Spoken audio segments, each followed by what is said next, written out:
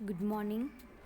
ધોરણ 5 પહાડી રહેઠાણ એના સ્વાધ્યાયના સવાલ જવાબ આપણે કરીએ છીએ. તો દરેક વિદ્યાર્થી પોતાનું પાઠ્યપુસ્તક ફરજિયાત પોતાની પાસે રાખશે.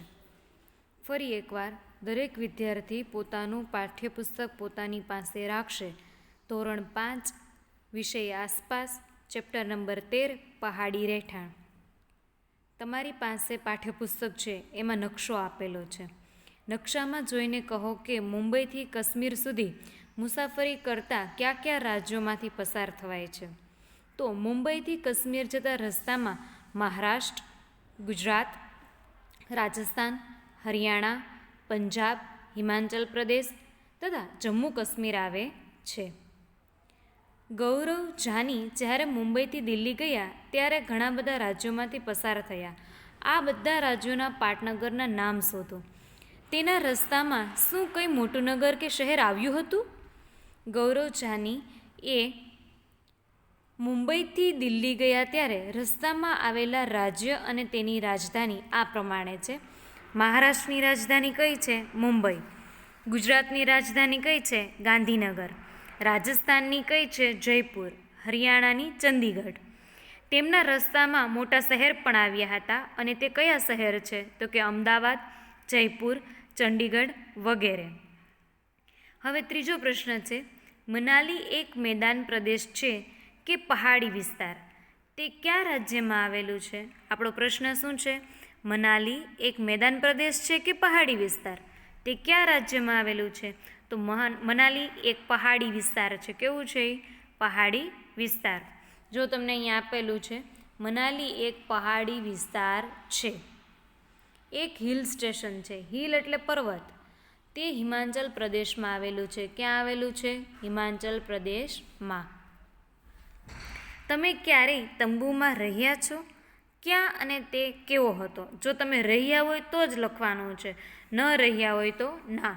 હું ક્યારેય તંબુમાં રહ્યો નથી, પરંતુ મારા મોટા ભાઈ ટ્રેકિંગ માટે કુલ્લુ ગયા હતા, ત્યાં તે તંબુમાં રહે. તમારા ભાઈ ગયા હોય તો જ લખવાનું છે. આમાં લખવું છે એટલે લખવું ફરજિયાત નથી. કલ્પના કરો, તમારે નાના તંબુમાં 2 દિવસ એકલા રહેવાનું હોય અને સાથે માત્ર 10 જ વસ્તુઓ લઈ જઈ શકાય તેવી હોય તો તમે 10 વસ્તુઓની યાદી બનાવો. તમારી પાસે એવી 10 વસ્તુઓ હોવી જોઈએ જે તમે ટ્રેકિંગ માટે જાઓ ને તો તમારે ફરજિયાત લઈ જવાની હોય. જો મારે તંબુમાં 2 દિવસ એકલા રહેવાનું હોય અને જરૂરી 10 વસ્તુ સાથે લઈ જવાની હોય તો હું કઈ વસ્તુ લઉં? કપડાં, sweater, blanket, torch, stove, shoes, કેમેરો, ઓડોમસ, મચ્છર ન કરડે એટલા માટે. પાણી અને લાંબા સમય સુધી સારો રહે તેવો ખોરાક લઈ જાઓ. તમે કેટલા પ્રકારના જુદા જુદા ઘર જોયા છે? તમારા મિત્રને તે વિશે કહો. ચિત્ર પણ દોરો. જો કે આપણે ચિત્ર દોરવાના નથી. તમને એક્ઝામમાં એવું નહીં પૂછાય કે તમે ચિત્ર દોરો, પણ તમે કેવા મકાન જોયા છે એ પૂછાઈ શકે. મેં ઘણા પ્રકારના ઘર જોયા છે. પેલું ઘાસ, વાંસ, સૂકા પાંદડા તથા માટીના કાચા મકાન. બીજું ઈંટ અને સિમેન્ટના પાકા મકાન. ત્રીજું વાંસ અને લાકડાના મકાન પણ મેં જોયા છે. હવે આવે છે આગળ. શિયાળામાં તાશી અને તેના પરિવારજનો નીચેના માળે રહે છે. તેઓ શા માટે આવું કરે છે? શિયાળામાં તાશી અને તેનો પરિવાર નીચેના માળે રહે છે કારણ કે નીચેના માળે એક પણ બારી નથી. બારી ન હોવાથી નીચેનો માળ કેવો રહે છે? ગરમ રહે છે.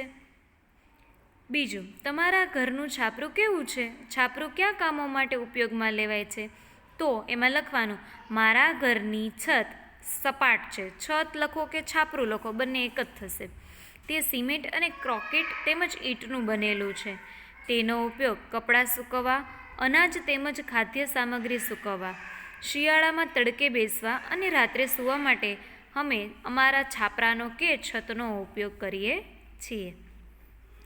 તમે જ્યાં રહો છો તે જગ્યા દરિયાની સપાટીથી કેટલી ઊંચાઈએ છે? હું મુંબઈમાં રહું છું. જો તમે મુંબઈમાં રહેતા હોય તો જ આપણે આપણા સુરતનું લખવાનું છે. અમે સુરતમાં રહીએ છીએ. તે જગ્યા દરિયાની સપાટીથી લગભગ 120 કિલોમીટરની ઊંચાઈએ આવેલી છે. કિલોમીટરની પણ મીટર.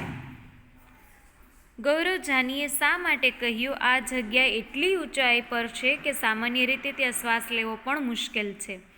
જેમ ઊંચાઈ પર જઈએ તેમ હવા પાતળી થતી જાય છે. કેવી થતી જાય છે? પાતળી થતી જાય છે, જેમાં ઓક્સિજનનું પ્રમાણ ઓછું હોય છે. તેથી ત્યાં શ્વાસ લેવામાં મુશ્કેલી પડે છે. તેથી જ ગૌરવ જાનીને પણ આટલી ઊંચાઈ પર શ્વાસ લેવાની મુશ્કેલી પડતી હશે, એવું એણે કહ્યું. તમે તમારી પાઠ્યપુસ્તક ખુલ્લી જ રાખવાની છે. સૌ પ્રથમ તો તમારે વિડીયો ઓપન કરતાં તમારું આખું પાઠ્યપુસ્તકનો આ જે 13મો પાઠ છે, પહાડી રહેઠાણ, તે વાંચી જવાનો છે. વાંચશો એટલે તમને ખ્યાલ આવશે. તમને તમારા ઓનલાઈન લેક્ચરમાં પહેલાં ચાલેલું જ હતું. ફરીથી વાર્ષિક એક્ઝામમાં સારા માર્ક આવે એ હેતુસર આપણે આ ચલાવીએ છીએ. તે દરિયાની સપાટીથી કેટલી ઊંચાઈ પર હતો? તમને ત્યાં શ્વાસ લેવામાં કોઈ તકલીફ થતી હતી? જો કુલ્લુ મનાલી ગયા હતા, આપણે ગયા નથી, તો આપણે આ લખવું ફરજિયાત નથી. તમે જે જગ્યાએ ગયા હોય ત્યાંનું જ તમારે લખવાનું છે. તમે ગયા હોય તેમાંથી કઈ જગ્યા સૌથી વધુ ઊંચાઈ પર હતી? હું ઊંચાઈવાળી જગ્યા રોહતાંગ પાસ ગયો છું. તે દરિયાની સપાટીથી 4000 મીટરની ઊંચાઈ છે. તમે માની લો ગિરનાર ગયા હોય તો તમારે ગિરનારનું લખવાનું છે. આમાં રોહતાંગ પાસ છે તો આપણે એ લખવાનું નથી. તમે ગિરનાર ગયા છો તો ત્યાં તમારે ગિરનારનું લખવાનું. જો તમને ખબર ન હોય તો હું તમને કહી દઉં, ગિરનાર છે એ 1069 મીટરની ઊંચાઈ આવેલો છે. ચાપંગા માટે તેમના પ્રાણીઓ અને તેમના જીવનના મહત્વનો ભાગ છે. શું કોઈ પ્રાણી તમારા જીવનનો ભાગ છે? ઉદાહરણ તરીકે પાલતુ પ્રાણી તરીકે અથવા ખેતીમાં મદદ કરતા હોય તેવા. હા, એક પ્રાણી છે જે મારા જીવનનો મહત્વનો ભાગ છે. તે મારો પાળેલો કૂતરો છે. તેનું નામ ટોમી છે.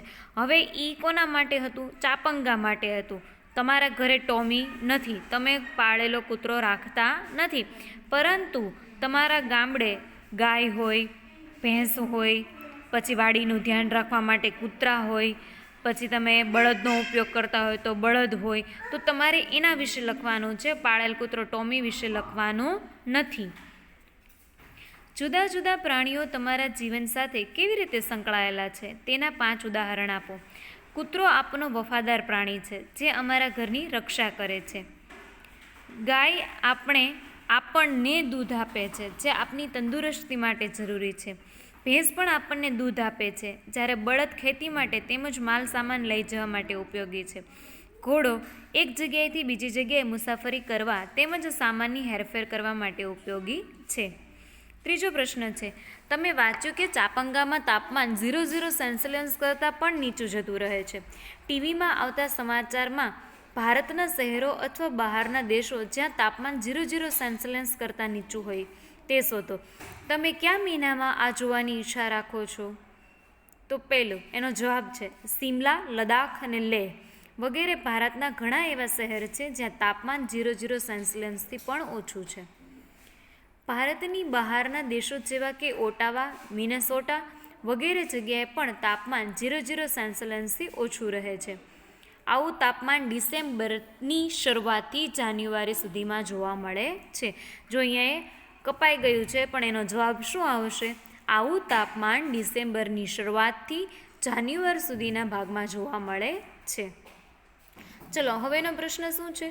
જમ્મુ અને કાશ્મીરમાં અમુક ભાગમાં ઘર આબોહવાની અનુરૂપ અને ત્યાંના લોકોની જરૂરિયાત મુજબ બનાવેલા હતા. તમે રહો છો ત્યાં જુદા જુદા પ્રકારના ઘર છે. જો હા, તો તેના કારણો વિશે તમારે ચર્ચા કરવાની છે. હા, મારા વિસ્તારમાં પણ જુદા જુદા પ્રકારના ઘર છે.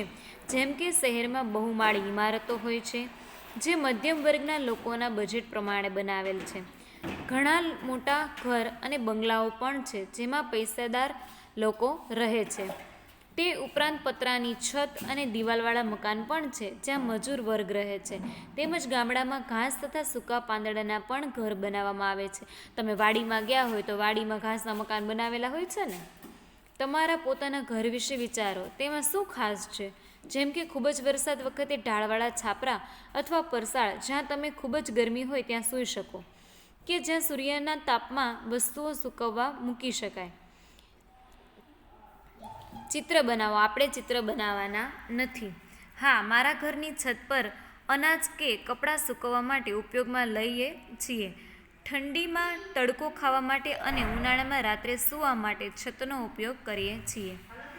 તમારું ઘર બનાવવા કઈ વસ્તુઓનો ઉપયોગ કરવામાં આવ્યો છે? શું તે કાદવ, ઈંટ, પથ્થર, લાકડું કે સિમેન્ટ છે? મારું ઘર બનાવવા સિમેન્ટ, ઈંટ તથા લોખંડના સળિયા, કપચી વગેરેનો ઉપયોગ થાય છે. જો તમને પાઠ્યપુસ્તકમાં ચિત્ર આપવામાં આવ્યા હશે. ચિત્રમાં કોઈ ઘર જોઈ શકાય છે? આ ઘર પથ્થરો અને ગારાથી બનેલા છે. હા, ચિત્રમાં ઘર જોઈ શકાય છે. આ ઘર ખૂબ જ ઊંચાઈવાળા વિસ્તારમાં બનાવેલ છે, જ્યાં ગરમીમાં, ઉનાળામાં બક્કરવાલ લોકો રહેવા આવે છે. જ્યારે તે ઘેટાને ઊંચાઈ પર ચરવા લઈ જાય ત્યારે અહીં રહે છે. તમને ચિત્રમાં આપેલું જ છે, પાઠ્યપુસ્તક તમારી બાજુમાં જ છે, તમારે જોતું જવાનું છે. તમે ચાપંગા અને બાકરવાલ લોકોની રહેણીકરણીમાં કોઈ સમાનતા અને તફાવતનું અનુમાન કરી શકો છો? ચાપંગા અને બાકરવાલ લોકોની સમાનતા. પહેલું, બંને જમ્મુ કાશ્મીરમાં પહાડી પ્રદેશમાં રહે છે. ક્યાં રહે છે? પહાડી પ્રદેશમાં. બંને એક જગ્યાએથી બીજી જગ્યાએ ફરતા રહે છે. ત્રીજું, બંને ઘેટા બકરા જેવા પ્રાણીઓ પર નભે છે. ચોથું, બંને ઊન વેચીને પોતાનું ગુજરાન ચલાવે છે. બંને લોકો વચ્ચેનો તફાવત બાકરવાલ, એમાં જો તફાવતમાં શું લખશો? ઓલી સમાનતા હતી, હવે આમાં તફાવતમાં શું લખવાનું છે? બાકરવાલ લોકો બધા પ્રકારની બકરીઓ પાળે છે. તે ઓછી ઊંચાઈવાળા પહાડો પર રહે છે, જ્યારે ચાપંગા વધારે ઊંચાઈવાળા પહાડો પર રહે છે અને વિશેષ પ્રકારની બકરીઓ જ પાળે છે. ચાપંગાના લોકોનો ઘેટા વધારે મુલાયમ અને સારા પ્રકારની ઊન આપે છે. જો વિદ્યાર્થીઓ, તમારે બધા સવાલ જવાબ ફરજિયાત પાકા કરવાના રહેશે, કારણ કે તમારી વાર્ષિક પરીક્ષામાં આમાંથી જ પ્રશ્ન પૂછવામાં આવશે. તમારી પાઠ્યપુસ્તકમાં જુઓ, આ રહેઠાણો ત્યાં રહેતા લોકોની જરૂરિયાત મુજબ છે. સમજાવો.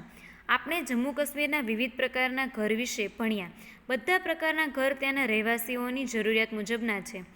હોડી પર બનાવેલ ઘરમાં બધી સુવિધાઓ હોય છે, જે ત્યાં રહેવા આવતા લોકોની જરૂરિયાત પૂરી કરે છે.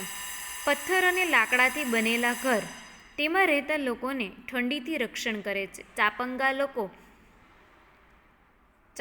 ગમ્પા લોકો દ્વારા બનાવેલા તંબુની તેમની ફરતી જિંદગી માટે અનુકૂળ છે. બીજું, તમારા ઘર કરતાં તે કેવી રીતે અલગ છે? ચલો, ચાપંગાના લોકોનું ને આપણા ઘર બંનેમાં શું તફાવત છે? આપણા ઘર ઈંટ અને સિમેન્ટના બનેલા હોય છે. આપણા ઘર શેના બનેલા હોય છે? ઈંટ અને સિમેન્ટના, જે ઓછી ઠંડી અને ગરમીની હવા માટે અનુકૂળ છે, જે એક જગ્યાએ જ સ્થિર છે. જ્યારે ચાપંગા લોકોના ઘર તંબુ જેવા હોય છે, તેમની જરૂરિયાત પ્રમાણે એક જગ્યાએથી બીજી જગ્યાએ લઈ જઈ શકાય છે. ચલો મિત્રો, અહીંયા સુધીનું તમને બધું સમજાઈ ગયું હશે. જો તમને વાંચતી વખતે કોઈ પણ સવાલ જવાબ ન સમજાય તો તમે ત્યાં ટીક માર્ક કરો.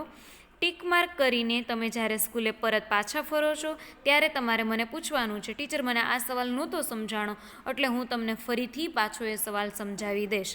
આશા રાખું છું કે દરેક વિદ્યાર્થીઓ વાંચતા હશે. રોજ વાંચન કરવાનું છે. વાંચન વધારવાથી તમને વાર્ષિક પરીક્ષામાં ફાયદો થશે.